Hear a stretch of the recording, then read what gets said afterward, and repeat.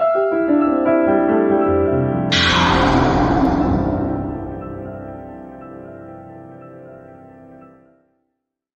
চলে এলাম একটা রান্নাবান্নার ভিডিও নিয়ে। তো নমস্কার, মৌমানি রান্নাঘরে তোমাদেরকে অনেক অনেক স্বাগত আর অনেক অনেক ভালোবাসা।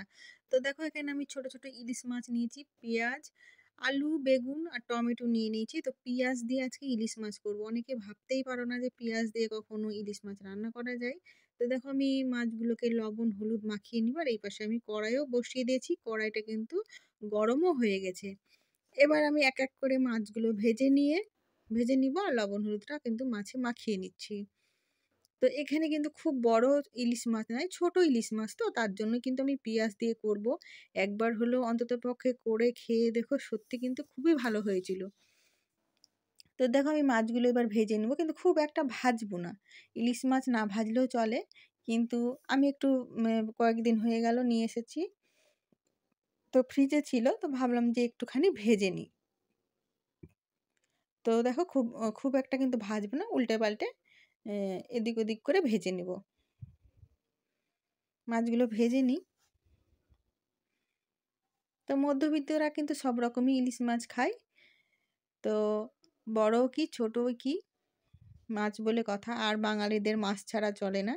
তো এখানে দেখো আমি আলুগুলো ভেজে নিচ্ছি, এক এক করে সবজিগুলো কিন্তু ভেজে নিব। এখানে কিন্তু এই নতুন আলু নিয়েছি, আলুটাকে আমি ছিলে নিয়েছি, অনেকে ছিল না, প্রয়োজন নয়, ভালো করে কচলি ধুয়ে নিলেও হবে। তো আমি খুব ভালো করে আলুটাকে ছিলে নিয়েছি, ছিলে এখানে আমি ভেজে নিচ্ছি, লাল লাল করে ভেজে নিব। সবজি যত ভাজা যাবে ততই কিন্তু ভালো লাগবে। আর মাছ ভাজার তেলেই কিন্তু আমি আলু বেগুন সবই ভেজে নিব। এবার আলুগুলো আমার ভাজা হয়ে গেছে, এবার আমি বেগুনগুলো ভেজে নিব। এটা একটা কালো বেগুন, আর আশাপুরের বেগুনগুলো এখনও ঠিকঠাকভাবে আসেনি আমাদের এখানে। আশাপুরের বেগুন কিন্তু খুবই ভালো, সবজি তোমার বলো, মাছের ঝোল, তারপরে ভাজা খেতে খুবই ভালো লাগে আশাপুরের বেগুন। আমাদের এখানে একটা আশাপুর বলে জায়গা আছে, তো ওইখানকার বেগুন কিন্তু খুবই ভালো। তো দেখো আমার বেগুন আলুটা ভাজা হয়ে গেছে, এবার ওই তেলের মধ্যে কালো জিরা ফোড়ন দিলাম আর পেঁয়াজগুলো এবার দিয়ে নিচ্ছি। তো আমার কড়াইয়ে আর একটু তেল দিতে হবে, নাহলে কিন্তু পেঁয়াজটা ভাজা যাবে না। তো আমি একটুখানি দিয়ে নিলাম, তারপরে আমি কিন্তু কড়াইয়ে একটু তেল দিয়ে নেব। পেঁয়াজটাকে খুব ভালো করে ভেজে আমি এবার টমেটোগুলোও দিয়ে নিব। কড়াইয়ের তেল একদমই কমে গেছে, আমি আর একটু তেল দিয়ে নিব। ভাবি তো কম তেলে রান্না করব, কিন্তু কম তেলে রান্নাটা হয়ে ওঠে না আমার, পারি না করতে কম তেলে রান্না, আর সেরকমভাবে কেউ পছন্দও করে না। তো দেখো আমার পেঁয়াজটাও কিন্তু ভাজা হয়ে গেছে। কড়াই আমি তেল দিয়েছিলাম, সেটা দেখাতে ভুলে গেছি। মশলা দিয়ে নিলাম, একটু আদা বাটা, জিরা বাটা আর শুকনো লঙ্কা বাটা দিয়ে একটুখানি জল দিয়ে নিলাম যেন মশলাটা না পুড়ে যায়। এইবার আমি টমেটোগুলো দিয়ে নিব। একটু টমেটোটা বেশি দিচ্ছি, এখানে কিন্তু কাঁচা পাকা টমেটো আছে, খুব যে লাল টমেটো তা কিন্তু নাই, এখানে কাঁচা পাকাই টমেটো আছে।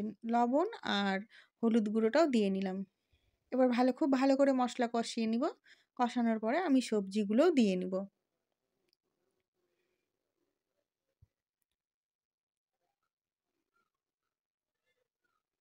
এখানে আমি কাঁচা পাকা টমেটো নিয়েছি, তোমরা চাইলে একদম কাঁচা টমেটো দিয়েও করতে পারো। তো কাঁচা টমেটো আমি পাইনি, তো খুব একটা পাকাও টমেটো না কাঁচাও টমেটো না। তো মশলা কষানো হয়ে গেছে, এবার আমি আলু বেগুনগুলো দিয়ে নিলাম। এটা দিয়েও আমি খুব ভালো করে কষিয়ে নিব মশলা দিয়ে, যেহেতু ভাজা আছে বেশিক্ষণ না কষালেও চলবে। তো তবুও আমি একটু নাড়ি চাড়িয়ে কষিয়ে তবে কিন্তু জল দেব।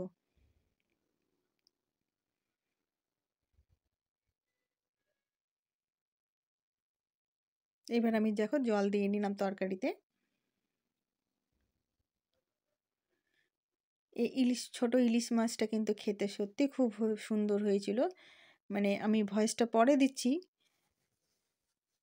তো এবার দেখো আমার ঝোলগুলো ফুটে গেছে, আলুটা কিন্তু এখনো সেদ্ধ হয়নি, তোমাদের দেখানোর চেষ্টা করলাম। বেগুনটা সেদ্ধ হয়ে গেছে।